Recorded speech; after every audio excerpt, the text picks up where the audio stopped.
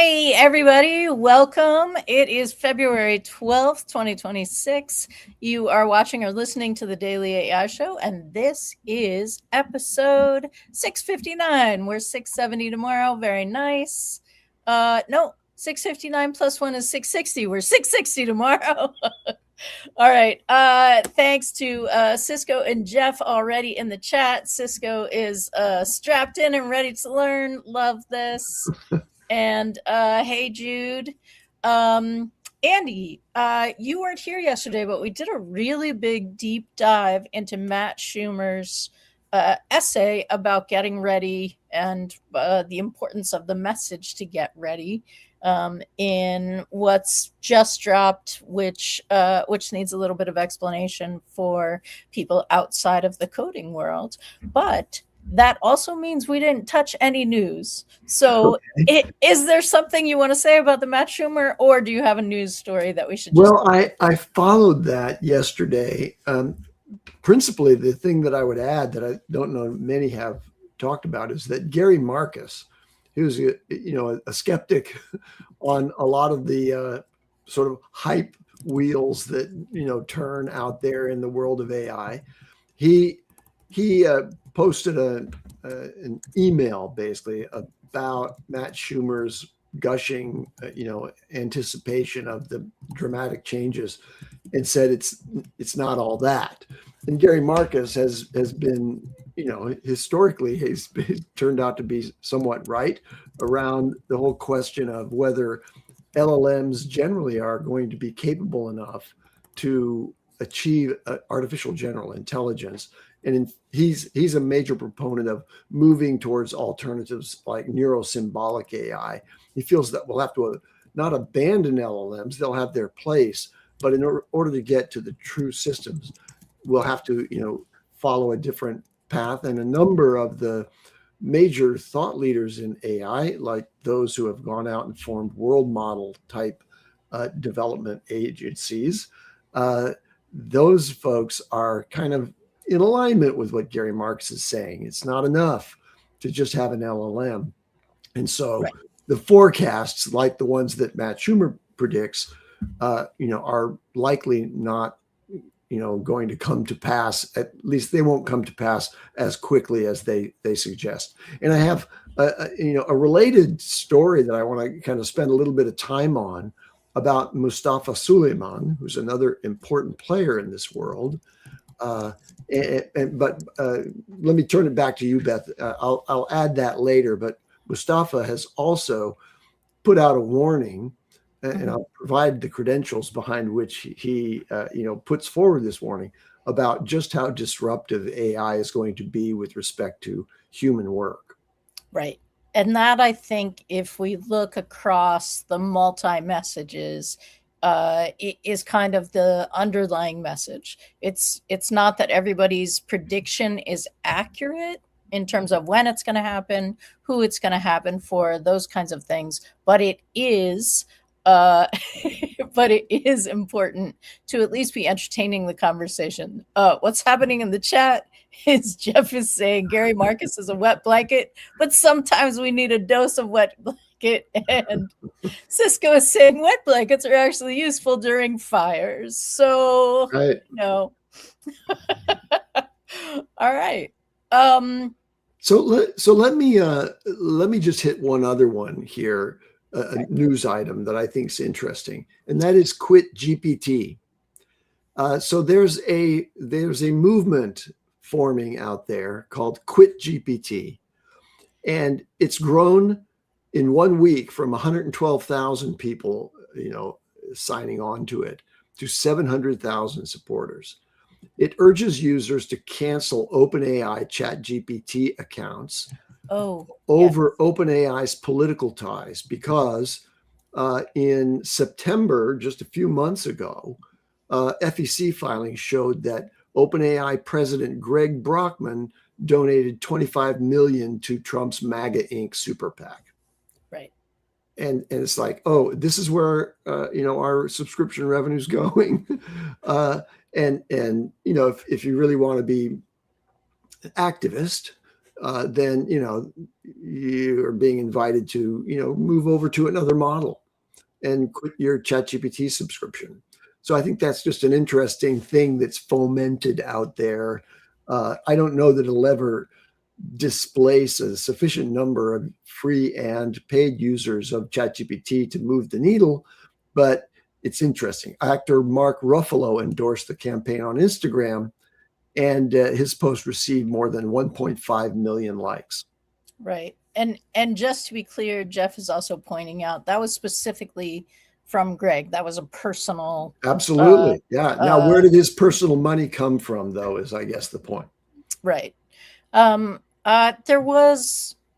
does seem to be more activism that I'm seeing in a different way. Higgsfield's account got suspended on X, and I mentioned this before, but there were a couple of X users specifically kind of running their own campaign of talking to the people who were posting about Higgsfield. One of the complaints was that Higgsfield makes an offer. It's pretty easy to get into their creator program. You get an assignment about what you want, what they're looking for in the promo that you're doing, but then you need to say that you're doing it for a paid promotion, because that's actually the law when you're doing something for a paid promotion. I believe part of why that isn't necessarily happening is that it's kind of a competition. You do it, you post it, you then submit it to them, and maybe they pay you, right? Yeah. Mm-hmm. But there were also all kinds of discussion around that it was really easy to produce pornographic images in Higgsfield, and also that Higgsfield's set what Higgsfield does. We did a show on it. What Higgsfield does is give you a bunch of templates that you could just put something into, and that also was someone's IP, right? And so it seemed kind of moving very quickly for the profit and kind of fast and loose. And that was another interesting thing that I think, in terms of activism and individual people saying, hey, this right here is something that I think is wrong, and I want to point out that you have a choice. That was that discussion. Higgsfield is not unique Higgsfield is unique, but it's not the only access to any of these models, and you are making a choice to do that there. Yeah. So I want to now spend just a few minutes. Oh yeah, thanks, Cisco. Yeah, that's right. Yeah, I'm torn because I don't like to give up any one of the tools that I have become accustomed to and invested time and effort in. But 90% of my time right now is being spent in Anthropic's tools. So I don't think I would miss ChatGPT much. Given just the extensive competence of the Anthropic platform, and Gemini's waiting there for me too. And I have a lot of Google related tools, and I'm going to show you in a little bit. I'm going to show you a graphic that lays out all of the tools in the artificial analysis framework, which takes a bunch of different benchmarks and grades them on the artificial intelligence index, and shows where those models are. So that's coming up. And, ChatGPT has a place near the top there, but they're not the top one. So anyway, yeah, well, it's possible. And it depends. They're not the top one, but it depends what your usage what you're using. That's right. They are likely. I'm putting up Jeff's comment. Don't do it, Codex for Life, because for people who are doing serious code, that is. Yeah, it is. The motivation for leaving ChatGPT is really it's a political action that is related to concern about the degradation of democracy, funded by people who are putting money behind the lie machine that is, our current administration plus Fox News. and Newsmax, et cetera. All of that is really corrupting U.S. democracy, which is visible to the entire globe. And anyway, that's what's going on there. So anyway, let me talk now about Mustafa Suleyman, because it's related to activism. So Mustafa Suleyman currently is the head of AI at Microsoft. He's the Microsoft AI CEO. So this is a very important platform from which Mustafa Suleyman can speak. But now I, like you, I'm sure, find it difficult to, keep in mind who's on the dance card out there, all these major players. Greg Brockman's one, Mustafa Suleyman is another. And this is not about political activism now. So setting aside that, quit GPT thing. This is about Mustafa Suleyman. So let me tell you who he is, because I didn't really grok it, to use the science fiction term for understanding. Yeah. So he started out, he went to Oxford, okay, and he was a philosophy major, but he dropped out at age 19. He worked as a human rights policy officer for London Mayor Ken Livingstone, focusing on social and rights issues. So now you get an idea. There's this philosopher guy. He's interested in, human interest issues. And after that, he founded a consultancy that was focused on systemic change, assisting governments in conflict resolution and to tackle complex social and climate challenges. So this is a very, very activist kind of mentality, rooted in philosophy, but obviously brilliant in lots of different ways, because in 2010, he co-founded, along with Demis Hassabis, what became Google DeepMind. But DeepMind Technologies, the AI machine learning company, and he was the chief product officer and head of applied AI. Then, as you know, Google acquired DeepMind in 2014, just 4 years later, for a reported somewhere around 500 million pounds. After which he led their applied research and commercialization efforts. So he's a product-oriented guy. He's not necessarily the deep coding architect of these things, but he's got applied research in his portfolio at DeepMind. So he's integrating technology into Google products, and kind of like, think of this as another person whose dance card is out there, Fiji Simo, who is over at OpenAI as the president of, or CEO of, their productization effort. Okay, so he then moved from DeepMind into Google proper as the vice president of AI products and AI policy overall. So this is a very high level product strategy. And anyway, major thing. Now he left Google and co-founded Inflection AI. And if you remember Pi was very advanced in conversational AI, and it was a major advancement away from the simple chat responses that came out.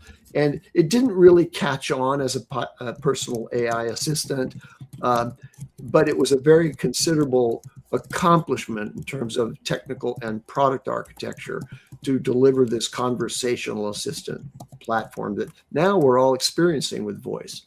But Microsoft picked him up and his company and most of its team and built them into Microsoft's AI infrastructure. Now, that's a long-winded introduction, but I think it's useful to kind of get a reminder about who some of these players are and some of their background. Well, anyway. So just another piece, Andy, because he wrote the book, The Coming Wave. Oh, yes, a wonderful book, yeah. Right? It was before... I think it was before Malik's book came out, but it was one of those like, oh, okay, this is a guy who's in it, thinking really hard about it. Yeah, and definitely worth a reread. I listened to it on audiobooks, and I promoted it heavily here on this show several years ago because it was a worthwhile read. So go find The Coming Wave. Get AI to do a summary of the major points if you don't have time to listen to the whole thing. Okay, anyway, so this is the background of this person, and he just had an interview with the Financial Times. And in that Financial Times interview, he said that AI will automate most white-collar tasks within 18 months.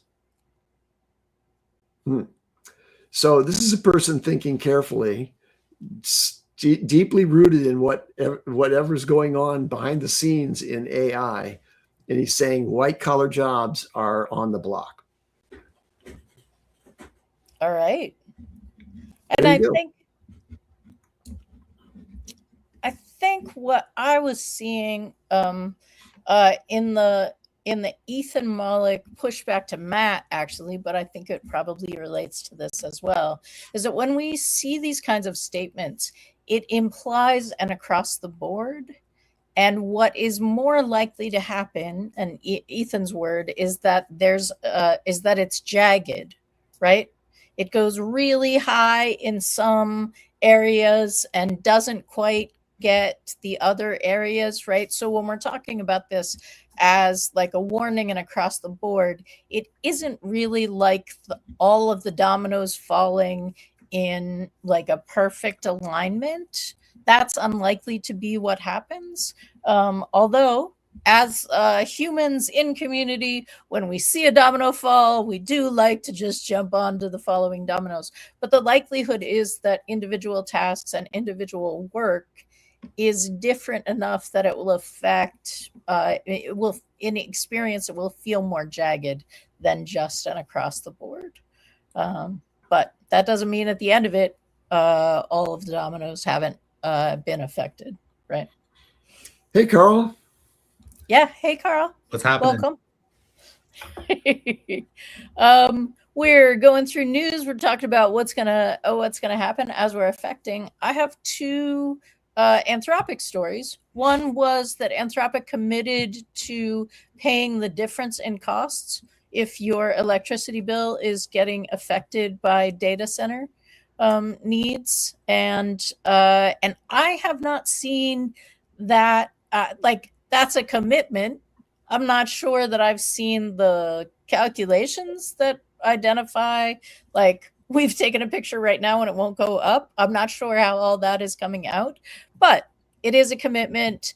And yeah, I don't think it is an important commitment, but I don't think it's going to be they're going to pay our electric bills. They're going to pay for infrastructure costs necessary to power their data centers.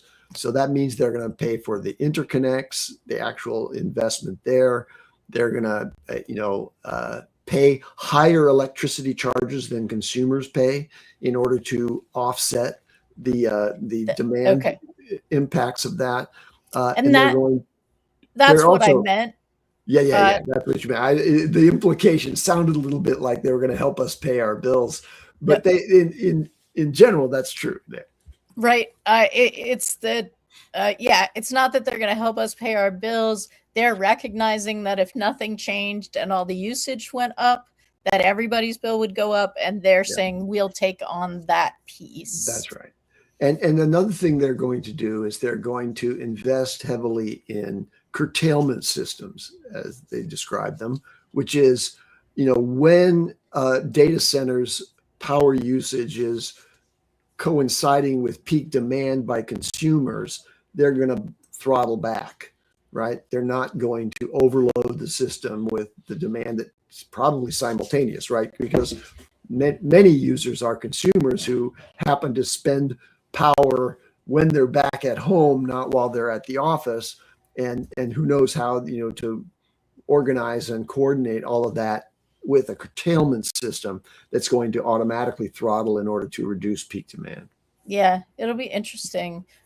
Cisco is saying that's not different to what OpenAI has said. I do believe OpenAI has also come out with a commitment. I'm not sure that it gave as much detail. And yes, I do think that we're watching an interesting, I don't know, two bullies on a school field like trying to outdo each other because the other piece of AI news, which is great. Like, yes, absolutely. Please compete with each other to do really great things for your users. I have no problem with that. But Anthropic also came out today with information talking about what you can access on the free plan, and you Yeah. can access Claude Code and Cowork features like uh, using Claude in Excel. It can create files for you, like those kinds of things that were restricted. You had to pay for it. Now it's part of the free tier. Yeah. I suspect you can do that a limited amount of time for a large time window, which is what everybody gets in the window that caps usage. But you can definitely get the experience of having it. Yeah. On that, I think that we have to add something that Anthropic got some shade about. And there, I don't know who it was, but it's some venture capitalist. I don't know if you saw this story, but some venture capitalist got a lot of press. It was in a number of newsletters that I saw over the past week, where he had given Claude Code basically access to his machines, and it had inadvertently uh, deleted on his wife's system all of their photos, for their entire family archive of every photo and video that had ever been taken of their children and everything else. And he said, I almost had a heart attack. It Mm-hmm. wiped 15 years of family memories off of the board. And this is my deep fear is that, like all of this just vaporizes when you have it in the cloud or wherever. Uh, but the good news is that when that happens, if you are an Apple user, then iCloud actually has, even after deletion from iCloud, it has a 30-day window where it retains that information. And by going to that level, now this is a VC, so he has direct access. So he got all the stuff back. There's a happy ending to the story, So but it his wife wasn't because of AI. It was because of the iCloud storage rules, and so there was a way to recover that even beyond what the normal human could do, but it required Apple's intervention in order to do that. So it's interesting. There are a couple things that are interesting about that. One is I've seen a related story, not this story, but somebody's drive got corrupted, and Claude Code was able to piece together the content of the wedding video, right? So Really. just from individual pieces and then imagining what was missing in the middle and those sorts of things. Um, Yeah, and then uh, what was really great about it was that the bride looked even better in this new video.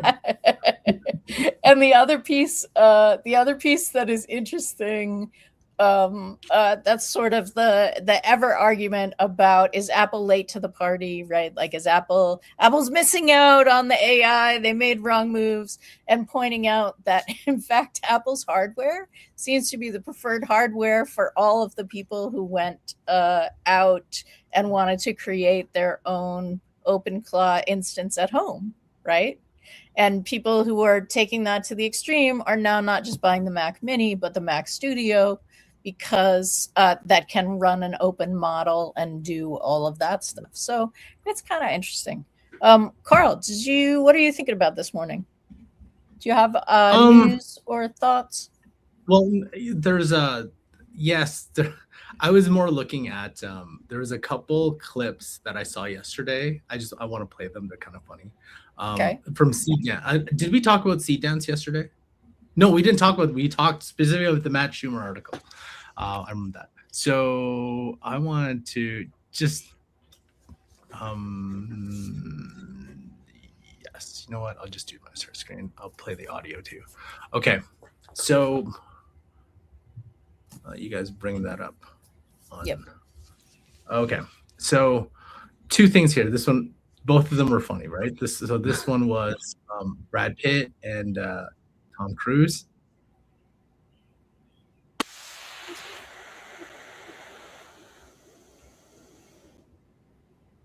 There's no audio there.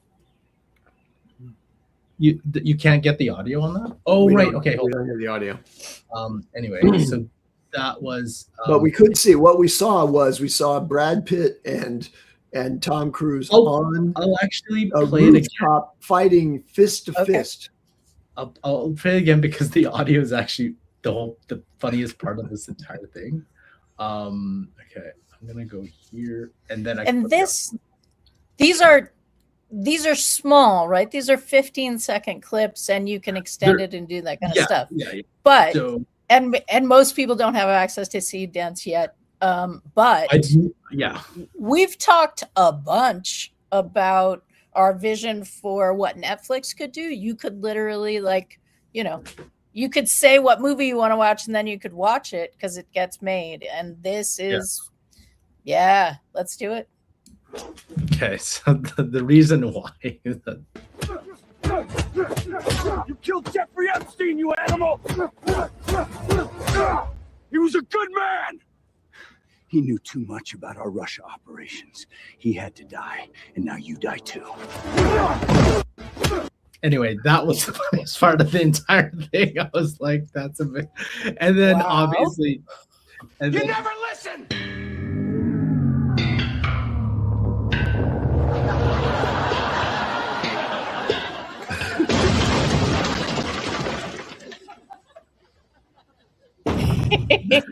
That doesn't look like George Costanza. No, it doesn't look like George Costanza.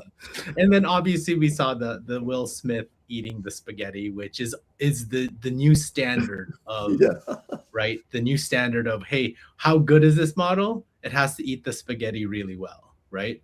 So the comment I made was, China doesn't give a crap about our copyright. They don't. You can create whatever you want with anybody's likeness. And it's funny because one of the people I follow said, what are you going to do? Sue China? They're not going to care. They're going to. So Seed Dance, that's going to, Kling. Those two are, when I go to Higgsfield, those two are my go-to models. So good. VO3 is okay. 3.1, I think, but like those two, the motion control on Kling is outstanding. And then what Seed Dance is doing, once that comes out, it's going to be, that is ridiculous. Like, I don't know how many iterations we are away. Like, George Costanza's face is a little wonky. People's faces are still not quite there yet. But like that Brad Pitt and Tom Cruise, that was the fight scenes.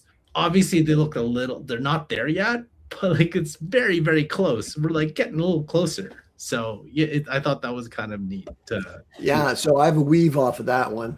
So we're talking about Chinese models. I teed up earlier in the show before you were here, Karl, that I want to share a graphic about where the models are stacking up now, including the Chinese models. So let's see if we can get this up on the screen. There we go. Okay, so this is a graphic that kind of lays out the competitive field of AI. And here's the Artificial Analysis Intelligence Index. and the arrow that you see there is from the company Z.AI, which just released its GLM-5 model. Right. And what they're showing here is the advancement from their most recent release, GLM 4.7. This is an open source model, and so is GLM-5. And you see it ranks on the Artificial Analysis Intelligence Index number 4, just behind Claude Opus 4.5. Claude Opus 4.6 is the number 1 model, and GPT 5.2, not yet 5.3, is at number 2 position. Then Claude Opus repeats with 4.5.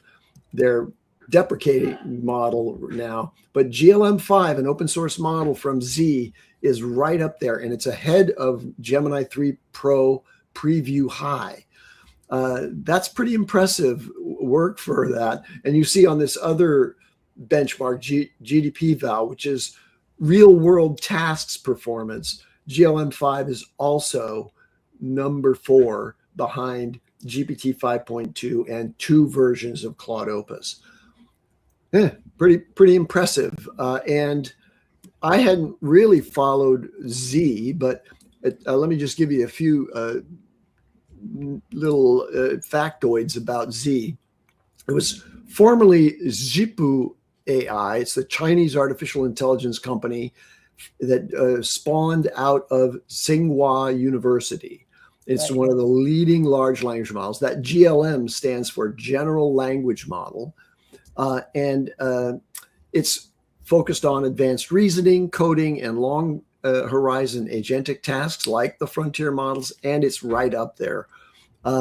By the way, they've been invested by both Alibaba and Tencent, who are also major AI model developers out there. So anyway, that's Chinese models advancing here on the open source front, but also at the level of the frontier. And it's interesting. I had a conversation with Grok about this because I was trying to figure out why this is relevant for people who are using models on like a daily basis. You can access this model on Open Router, right? And you can access the model on Hugging Face directly. Like there's a chat interface for it. But it's so big that you wouldn't actually run this locally unless you had access to like an H100 or something like that.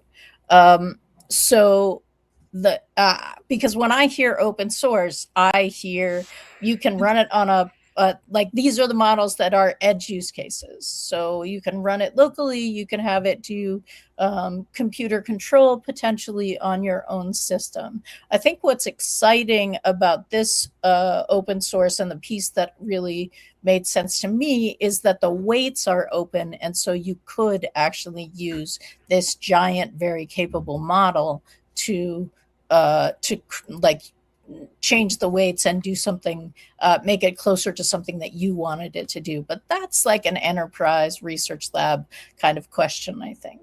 Do I have that right?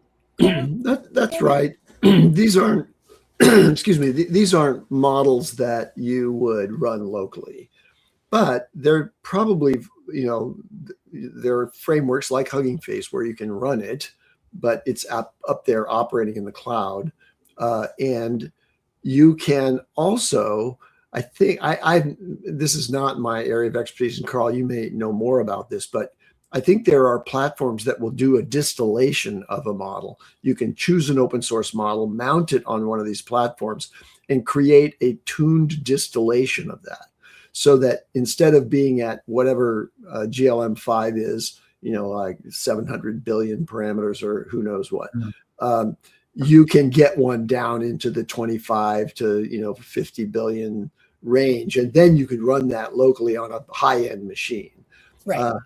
So an enterprise could use GLM5, or the other ones like Kimi K2 is a serious contender for that, while it doesn't stack up nearly as well as GLM5 does against the frontier models. Well, and this is something we've talked about, Karl, in terms of these kinds of visuals that show us the layout in like equally spaced but different height stack implies an across the board kind of thing without identifying use case outside of whatever that was testing, right? And it may just be that the difference now is not as relevant to I want to say muggles, but Karl, you said so much lately about no, the muggles are like, no AI, they're not caring about what the model can do. They're like, I don't want the model to do my thing that I do. So maybe it's not the muggles, but it like, are we at a place where, yeah, that's better, but I don't think I care? Well, there was this post yesterday from someone I know who was saying kind of like, you could kind of see it where they're exaggerating how all LinkedIn posts were, if you don't use AI, takes your job. Our company's now AI. Like there's a lot of posts about that. And, the Matt Schumer article is just another example. He didn't mention that, but like, you know, people obviously used it as part of their content. So back to the point yesterday where like you get inundated with this is going to change, you need to do this, you need to do this, to the point where like I don't really want to do this, like this is not, like I just want to do my job. So yeah, again back to the capability overhang, we're just and it's really cool because I'm excited about using all these things, and we all use it to its close to max capabilities. You know, we're really pressing whatever we're using, yet most people aren't.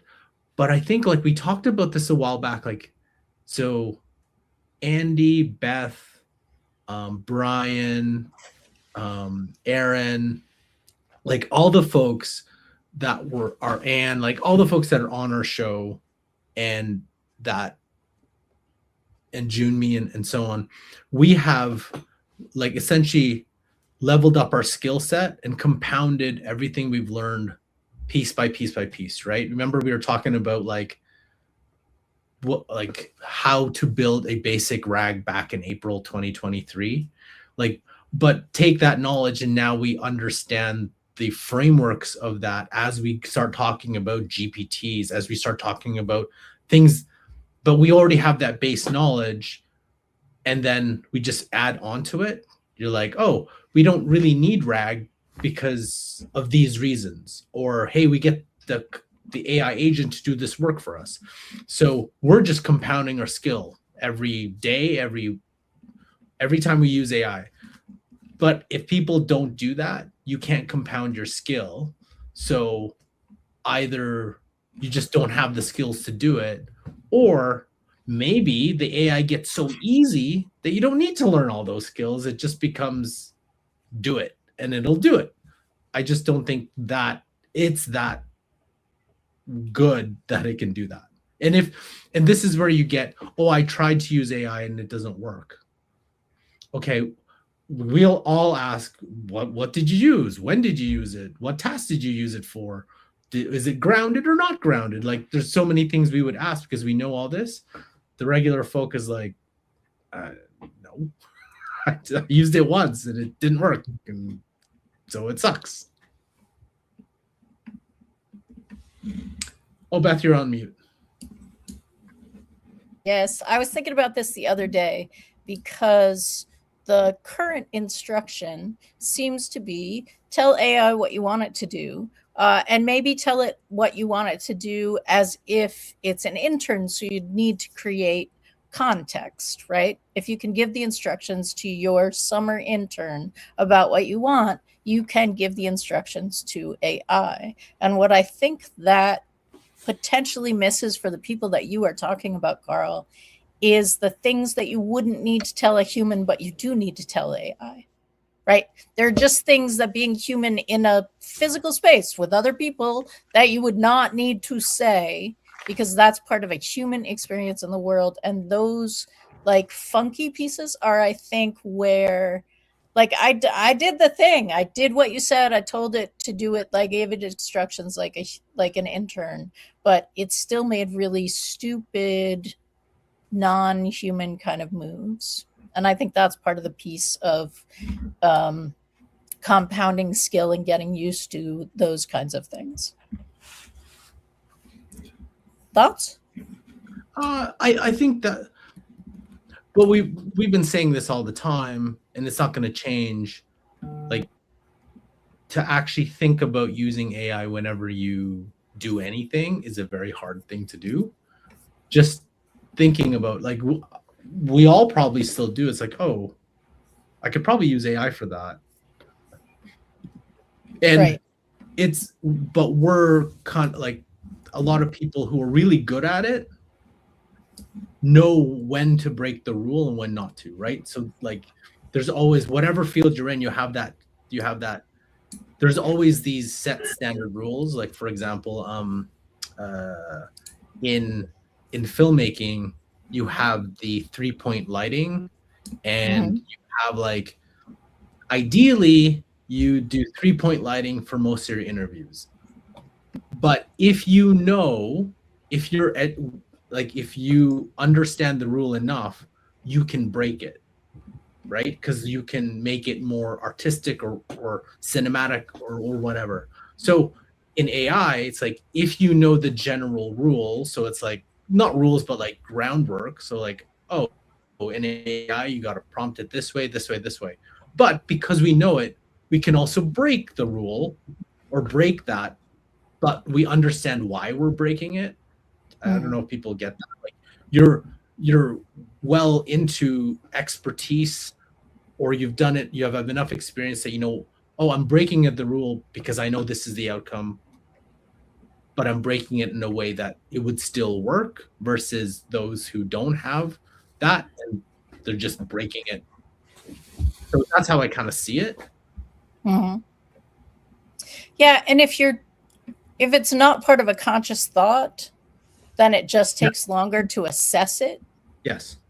Right? Like if I make the recipe and I don't use salt and I up the spice, then I have some thought about what created the experience I had after I made the recipe.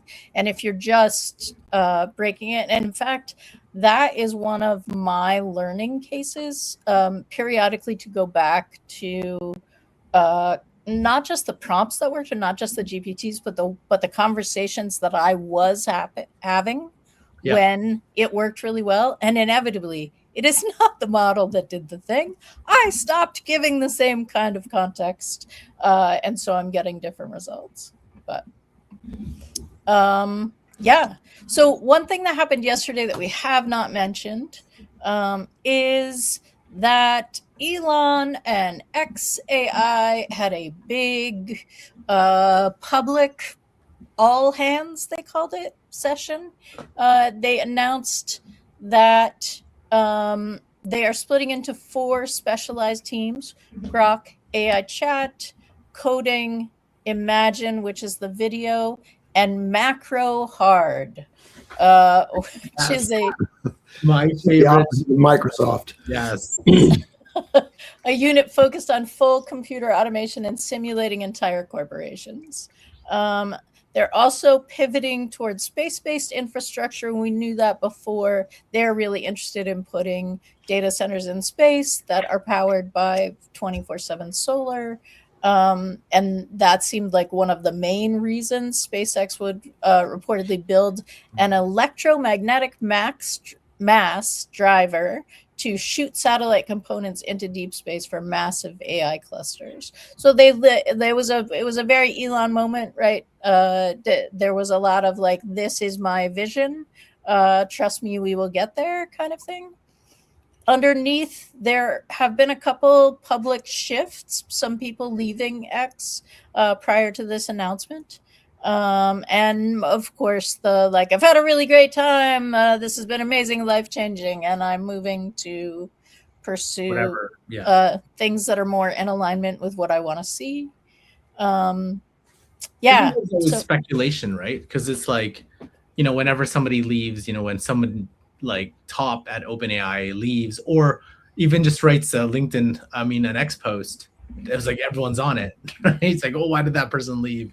And then there's speculations like, Elon's a very hard to work with, and you put in a lot of your time and so on. So you just don't know until like the person actually puts. There's some people who put like an actual like a big, this is why I left for this specific reason because I can't do this. That's a pretty valid, right? But then there's always a speculation of like, I remember the people who left Mira Murati's startup, like why, and then they went back to OpenAI, and then there's these, I don't know if it's verified, something about discrimination or harassment. One of those two was a reason, but I was like, I don't know, and I don't know.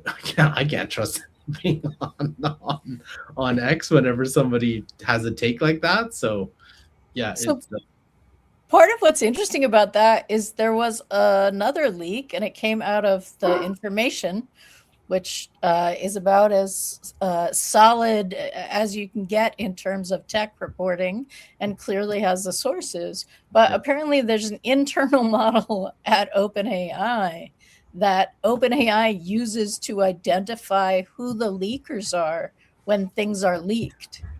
Mm-hmm. And if we think about that and the accusation that Mira made that the employee was in fact leaking to OpenAI, like I don't know, dude, is that it's okay. So one thing I wanted to show, and it is Elon Musk, and this is the last thing because I got to run.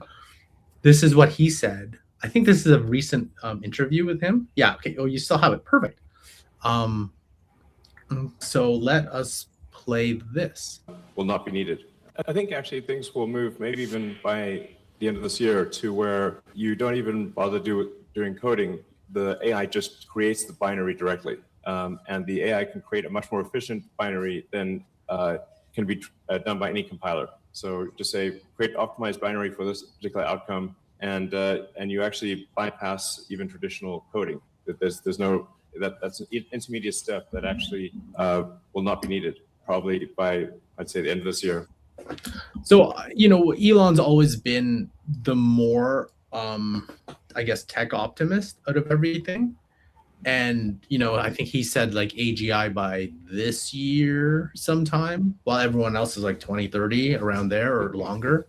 So, but everything he lines up with what Dario Amodei said, because, 6 to 12 months where AI is going to take over, like can automate all the, like same thing with Mustafa Suleiman, like they're pretty kind of in line with each other in, give or take a couple months. So on this subject, I have something to add, which is first to, kind of recapture what Elon was just saying there. Is he's saying, look, the AI doesn't need to take your English and translate it into some coding language that you humans built. It can go all the way down to the assembler language of the chips that are designed. But this still contains, in that structure that he's describing, it contains the stumbling block, which is the energy requirement of the current hardware that we use for computation. So now there's a 2 times unicorn exit entrepreneur named Naveen Rao, who just got what I think is the largest seed investment I've ever heard of, $475 million for a company called Unconventional AI. So this is really in alignment with what Elon is saying. He says we have to engineer a more efficient computational substrate specifically for AI. So not to run the coding languages that we have, but rather to go more directly into the process in a way that mimics or is inspired by, at least, the low power requirements of the human brain. But what that means is you've got to go directly to the neurons, not, simulate neurons' activities with some kind of code implementation. So there are inefficiencies in the way that we do it today. And this startup is going to achieve, its mission is to achieve biology scale energy efficiency in a combination of AI tools that are on the software side and on the hardware side that addresses that much more directly. So they don't give you a whole lot of details about what they know and what's behind this 475 million being poured into them in order to pursue it. But what I will read here is it said, can we provide a software interface to the inherent physics of silicon? So in essence, we will run a neural network on the physics directly rather than simulating them with code in a physical system. Oh, that's really interesting. Wow. Yeah. So, and the company got valued in that 475 million seed at $4.5 billion. So out of the gate, on the strength of Naveen Rao's multi-exit leadership and this next wave, if you will. Like, forget quantum computing. This is going to go to a direct AI operating at a level on the silicon that we can no longer really code or observe. I think that's really where we're going, and that's part of the move towards AGI, I think.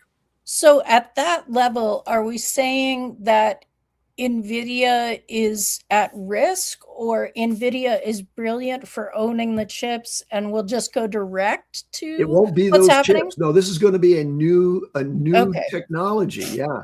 So they may be at risk, but they may also be the first to be able to develop the pipeline for the development of those on the design side, right? They're not a manufacturer of chips. TSMC is the leader there, Taiwan Semiconductor Manufacturing. They have the science of moving down to closer and closer to the nano scale that's happening on the physics of the chip. This seed round, though, for unconventional AI was backed by Lightspeed, Andreessen Horowitz, right? A16Z, Sequoia, a major VC company, Future Ventures, Jeff Bezos, among other amazing investment partners. And by the way, Naveen Rao is personally investing 10 million, while owning, I'm sure, a very large portion of the whole thing. Part of why I'm asking is because that valuation seems to imply that there's some big shift, right? Like NVIDIA, like you have the ability That's right. to bypass something like that. And what I didn't hear, and I'm interested and eked out, if you watched any of the sci-fi shows, we've talked about this too. I did not hear wetware, which I've seen more experiments with that. And if, like, the brains are the most energy efficient thing, and what has been the research has been expanding so that it used to be that the brain could only be kept alive for a certain amount of time. Now it's like a month or longer, and they're experimenting with mice brains too, not just human brains. That's a very important direction of development, which is why, if you're going to develop, as Naveen Rao intends, software that runs closer to the physics, why not bypass trying to get that interface to silicon and instead just grow neuronal cells in wet petri dishes and assemble them in some way? And that's, I think, what you're referring to, is there are a number of players out there who are trying to develop computational structures that are based on actual living cells. Yeah, that use actual living cells. And there's a company out of Norway, Sweden, somewhere in that area, I believe, that rents compute in, so you can access these kinds of things. Now, why? I mean, if we're really asking why, I think at that point we're having well, there's a lot of conversation happening around, again, with people outside the bubble, with muggles, like, why are we doing this? What is the point of creating technology that could disrupt so much of communities, right? Like, let's just talk about why we're doing this. And for me, the why gets capital with a bunch of exclamation points. Why are we taking brains, functional brains, out of actual living things and attaching it so that we can do the why that was being asked about before? That just is, I think we've crossed a bridge that we really just want to, hey, what is this? Because it's every horror movie, right? But one of the advantages of living cells is they can self-replicate. They have their own manufacturing system built into them. They subdivide and then they grow. And so you would think about growing computation as opposed to building chips that then simulate the neuronal structures of right. thinking machines. And that idea, like the real play, I agree, Andy, the real play between those is that you're growing the structure and the, as long as the energy or whatever you need to put in there, which might be glycose or light or like whatever that is converted into energy that the system can use, the system can grow. And so can the neural network, because that's actually how our brains work. So it's not the same kind of big training up front, which is already referenced as a garden when the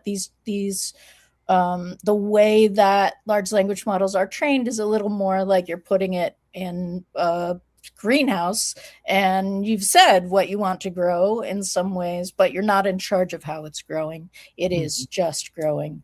And that sort of stops once it's released, and now we're just using inference back and forth. And the idea, I think the big idea of doing it with actual brains, but I can't not think of Battlestar Galactica and the white milky foamy stuff and the chords, like just that's it's a little mind blowing. And but I want to add one other thing, which is from MIT research in nanotech that's kind of related to this, although not on the wetware side. This is on the more hardware side. MIT researchers have designed silicon structures that perform calculations in an electronic device using excess heat instead of additional electricity. right. So one of the byproducts of running electricity through a chip is you get excess heat. Well, they've figured out a way to use that waste heat that's already present in the chip and have the flow and distribution of that heat from some special materials that they've developed form the basis of computation. Which is great. Wow. Okay, so which is crazy. Okay, so and all of this is in pursuit to kind of wrap this discussion we've been having. The approach to biologic simulation, that Naveen Rao's unconventional AI is doing, are ideas about wetware and actually growing intelligent computing that's based on cells that we harvest and then allow to have their own cell lines.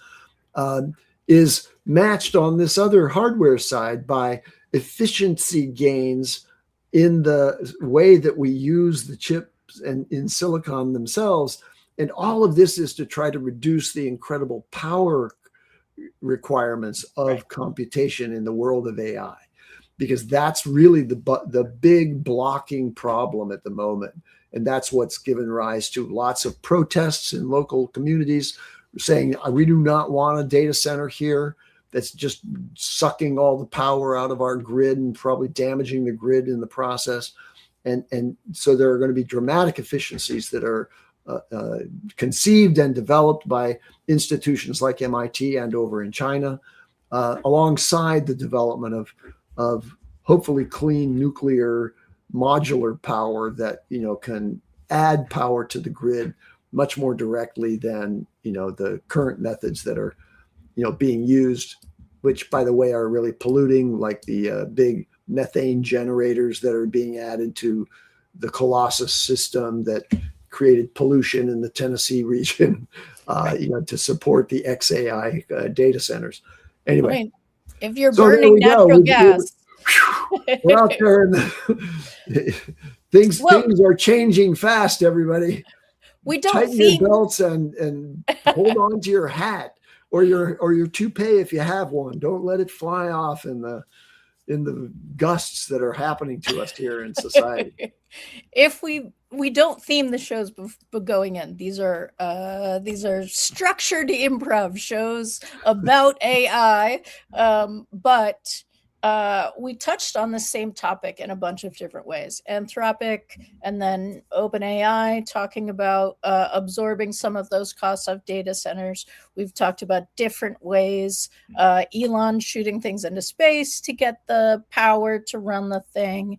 You're talking about these other options so that the power is less, or we can capture the waste heat, so we're reusing those sorts of things. I think we're on the brink of some real shifts in how efficient power gets, or alternatives. But the other piece that plays into this, I don't remember what the principle is.